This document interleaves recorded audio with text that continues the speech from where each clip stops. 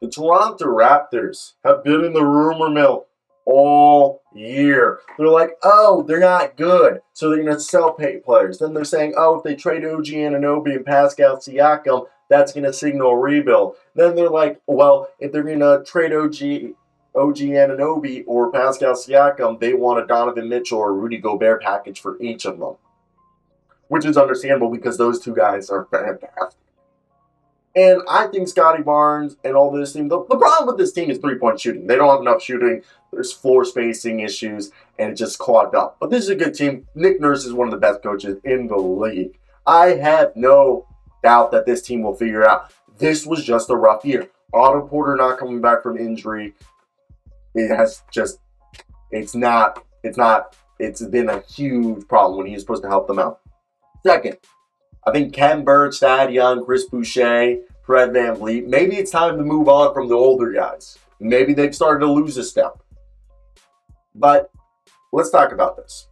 This is coming from Marc Stein of the Stein Line. The Toronto Raptors are currently tied for 11th place in the Eastern Conference.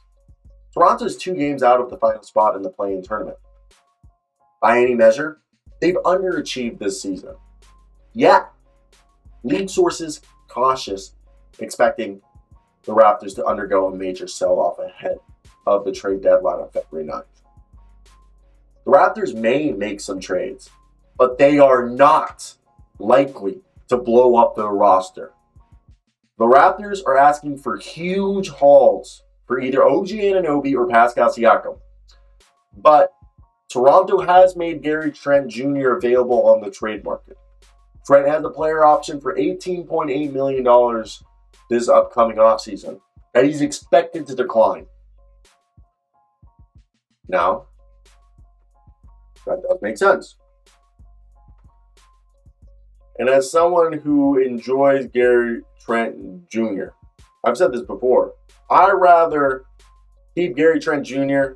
than Fred VanVleet.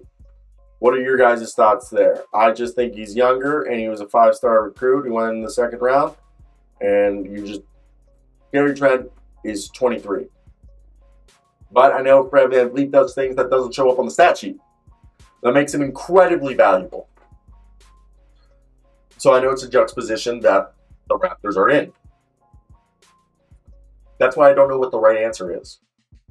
So, with everything that's going on, I think it just becomes more and more interesting as it all progresses. And for me, I very much want to hear your guys' thoughts down below. How would you guys progress if you were the Toronto Raptors? I mean, as someone who's a fan of the Toronto Raptors, I really think this team needs shooting. And I think trading Gary Trent isn't the answer. I think trading a guy like Fred VanVleet who can't shoot. And I think it's the bench. They just stagger minutes, and it's just like Nick Nurse just doesn't have a bench to go to. And it's crazy to think about the reason why they won a championship a few years ago was because of their bench mob. They don't have a bench mob anymore. They lack the depth. And I think that's what's holding back this team from having the success that we hope that they can have. Now, I want to hear your guys' thoughts down below in the comment section. And I want to know. I think this is just really, really interesting to see how it all plays out. And yeah, it's going to be fine if you're Toronto. And look. So yeah, goodbye.